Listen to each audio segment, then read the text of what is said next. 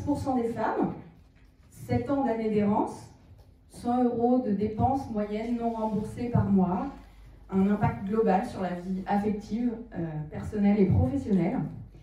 Eh bien non, je ne vous parle pas d'endométriose. Je vous parle d'un sujet tout aussi important, tout aussi gros finalement, qui est le sujet des douleurs vulvaires chroniques.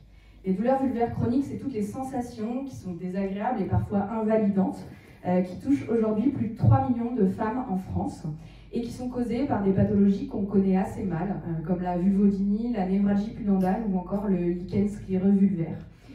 Vulvae, c'est le premier service e-santé qui s'occupe de ces pathologies. C'est un accompagnement numérique du parcours de soins, du diagnostic au traitement de ces différentes douleurs chroniques. Je suis un peu stressée. Grâce à notre application, qui est un carnet de santé vulvaire, et grâce à nos programmes d'éducation thérapeutique, on permet aux patientes qui souffrent de ces douleurs d'accéder à toutes les informations qui vont pouvoir leur permettre au jour le jour d'avancer dans leur parcours médical. Voilà. Vulvae, c'est le chaînon manquant qui va accompagner la patiente de consultation en consultation, parce que quand on sort du cabinet, la douleur elle est toujours présente. Vulvae, c'est le soutien quand on a une nuit ruinée par un pic de douleur. Vulvae, c'est l'aide quotidienne qui va vraiment apprendre à prendre soin de sa vulve correctement pour soi à chaque étape. Aujourd'hui, ces pathologies, elles sont assez mal diagnostiquées et assez mal connues des professionnels de santé. Alors du coup, au-delà d'accompagner les patientes, on accompagne aussi les pros de santé pour apprendre à s'occuper de ces pathologies.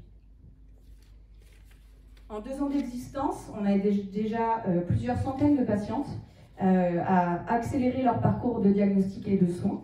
Et aujourd'hui, grâce à des partenariats, de la recherche et des études, on peut rester à la pointe de la connaissance sur nos sujets, mais aussi commencer à la créer, parce qu'on investit beaucoup dans la recherche et dans les études.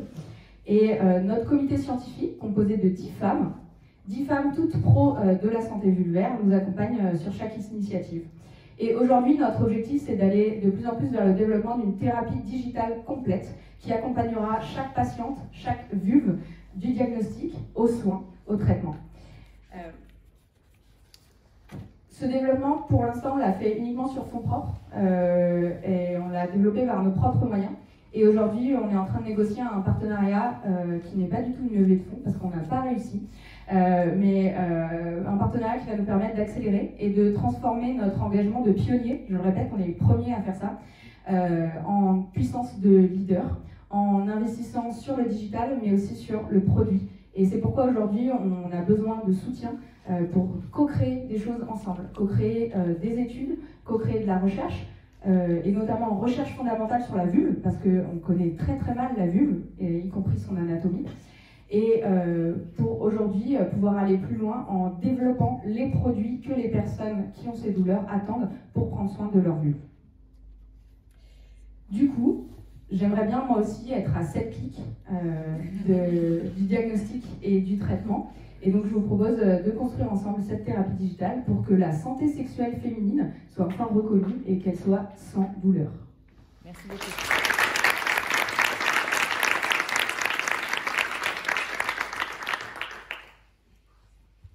Des questions.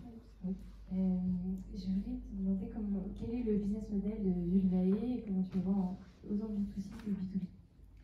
Alors aujourd'hui, on a 2 volets. On a du B2C, en freemium. On a toute notre application qui est accessible en version gratuite. Et après, on vend des programmes d'accompagnement de 3 mois, qui sont des programmes basés sur de l'éducation thérapeutique, où on va apprendre les bons gestes que les patients peuvent faire chez elles en autonomie pour accompagner leurs soins de santé vulvaire.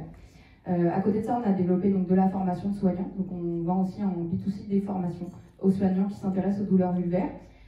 Et on a pour projet d'aller de plus en plus sur du B2B2C. On aimerait que nos produits soient financés par des mutuelles notamment ou des entreprises pour les femmes qui ont ces douleurs, pour pouvoir les accompagner au quotidien et qu'elles puissent profiter de leur vie sans douleur. Moi j'ai une question, je suis une femme, j'ai des douleurs vulvaires, en fait comment je te trouve?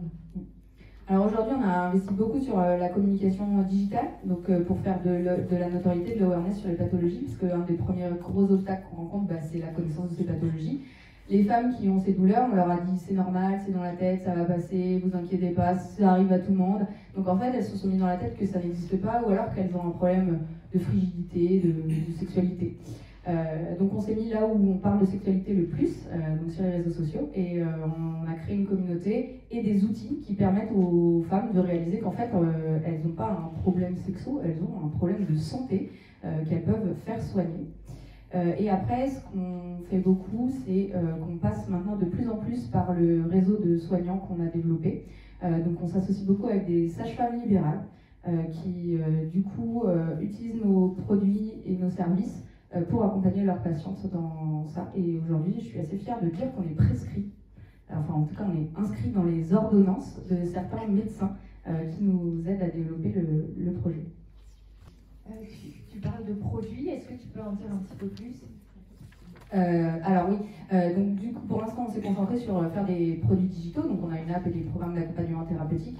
Et aujourd'hui on parle avec beaucoup de laboratoires qui font de la santé, enfin du médical et du paramédical, et qui veulent potentiellement développer des gammes de produits qui seraient dédiés à l'accompagnement de ces pathologies. Parce qu'aujourd'hui c'est le désert, c'est-à-dire que même pour l'hydratation de la zone, les patientes, elles font leur tambouille chez elles, ou alors elles vont à la pharmacie demander une préparation qui est faite en particulier pour ces pathologies.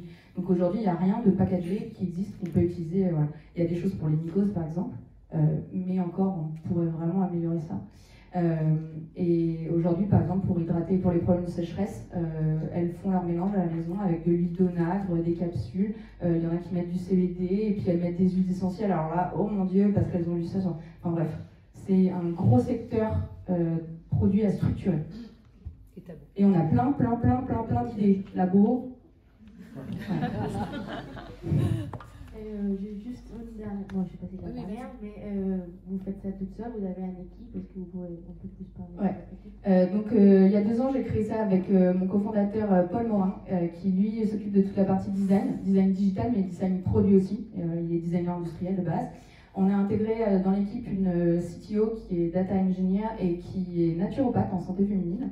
Et on bosse avec une super pharmacienne qui est avec moi aujourd'hui, qui nous accompagne sur tous les volets de création de contenu scientifique. Et on a notre sage-femme conseil, Camille Tallet, que normalement je crois que vous connaissez dans le réseau, et qui en fait nous accompagne sur tout ce qui va être accompagnement des patientes et réponse aux questions patientes qui sont des questions médicales parfois. Voilà.